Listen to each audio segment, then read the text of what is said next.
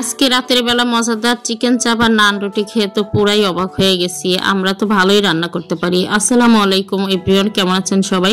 আশা করছি যে যেখান থেকে আমার ভিডিওটা দেখতেছেন আল্লাহ পাক আপনাদের সবাইকে অনেক অনেক ভালো রেখেছে। আলহামদুলিল্লাহ আমরা সবাই অনেক বেশি ভালো আছি। শুক্রবারের ব্লগটা আপনাদের মাঝে শেয়ার করার পরে আমি আর কোনো ব্লগ শেয়ার করিনি, রিলস ভিডিওটাই শেয়ার করেছি। সেদিনকারই ভিডিও ক্লিপ ছিল এগুলো সন্ধ্যাবেলার। আমরা যখন বেরিয়ে বাসায় এসেছি তার একটু পরেই আমার এত বেশি মাথা ব্যথা করতেছে। ছেলেকে বললাম এক কাপ চা বানিয়ে দাও, ও তো আমাকে দুধ চা বানিয়ে দিয়েছে, সেটাই খেলাম কেয়ার করা।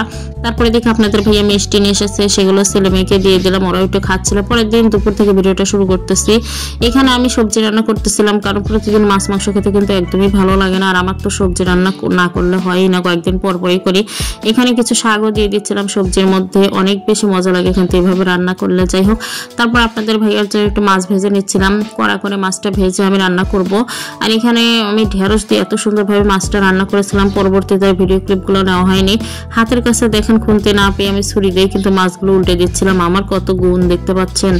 এখানে দেখতেছেন যে শুক্রবারের ব্লগের একটা ক্লিপে আপনারা দেখেছিলেন যে কিছুটা মাংস আমি ম্যারিনেট করে রেখে দিচ্ছিলাম, কিন্তু সেদিন রাতের বেলা ভেবেছিলাম যে ছেলে মেয়েদের কিছু একটা বানিয়ে দেবো, কিন্তু সেগুলো আর আমার সময় স্বল্পতার কারণে ভাজাই হয়নি। তো আজকে হঠাৎ করে মাথার মধ্যে ভূত চেপেছে ছেলে মেয়ের দুইজনেই, আমারও, যে আমরা নান রুটি আর চিকেন চাপ ভাজি, মানে তিনজনের জন্য 3 পিসই রেখেছিলাম। আসলে আমরা যেগুলো বানাই এগুলো সবসময় আপনাদের ভাইয়া খেতে চায় না, তাই আমাদের 3 জনের জন্য রেখেছিলাম চিকেন ফ্রাই করে খাওয়ার জন্য। তো এখানে আবার হঠাৎ করে মাথার মধ্যে যে ভূত চাপলো নান রুটি বানানোর জন্য। নান রুটি বানানোর রেসিপিটা আমি আপনাদের সাথে সেভাবে শেয়ার করতেছি না, কারণ আমি প্রফেশনাল শেফ না, কত কিছুই তো ভুল হয়, আমার ইচ্ছা মতোই আমি করি। এখানে একটু আমি কর্নফ্লাওয়ার, একটু তেল, একটা ডিম দিয়ে সুন্দর করে আটাগুলো দুপুরের রান্না শেষ করে মাখিয়ে রাখতেছিলাম, কারণ এটা যত বেশি মাখিয়ে রাখা যাবে ততই ফুলে উঠবে, রুটিগুলো সুন্দর হবে।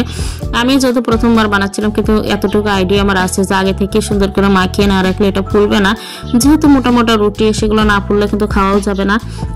প্রথমবার বানালে কি হবে, আমার কিন্তু রুটিগুলো খাওয়ার পরে আমার নিজের প্রতি একটা অন্যরকম একটা আস্থা এসেছে যে আমি না ইচ্ছে করলে অনেক কিছু বানিয়ে খেতে পারবো, সবসময় হোটেলের উপর নির্ভর করতে হবে না। এর আগে অবশ্য আপনাদের ভাইয়া আমাদেরকে কিনে খাইয়েছিল, সেগুলো মজা ছিল। আর এখানে কিন্তু মাসকলের রুটিও পাওয়া যায়, যেটা আমার কাছে একদমই ভালো লাগেনি। পরে নিজে হাতে যেটাই বানানো যায় সেটা কিন্তু অনেক বেশি ভালো লাগে, আর সেটা স্বাস্থ্যসম্মত। কিছু কিছু খাবার দেখলে তো খাওয়ার ইচ্ছে করে না, বাহিরের মানে বানানো দেখলে তো খাওয়ার ইচ্ছে করে না। যাই হোক, আমার ভিডিওতে ফিরে আসি। এখানে আমি রুটিগুলো বেলতেছিলাম আর মনে মনে ভাবতেছিলাম না জানি চাপড়ি হয়ে যায়, খাওয়া যাবে কি না যাবে। তো প্রথমবার যেহেতু রুটিটা আমি খোলাতে দিয়েছি, খুন্তিটাও হাতের কাছে না পেয়ে হাত দিয়ে আমি ঘুরিয়ে দিচ্ছিলাম। তো প্রথমবার রুটিটা কিন্তু ফুলতে চায় না, কিন্তু এটা সুন্দরভাবে ফুলেও উঠলো। আর আমার ছেলে দেখে তো খুবই মজা পাচ্ছিল, বলতেছে আম্মু এত মোটা মোটা রুটি এত সুন্দরভাবে ফুলে উঠলো, আমরা তো তাহলে ভালোই পারি। মানে আমরা যেভাবে যা করি সম্পূর্ণ নিজের মনের মতো করেই করি, আমরা কিন্তু কোনো রেসিপি ফলো করি না, তো সুন্দরভাবে করতেও পারি না।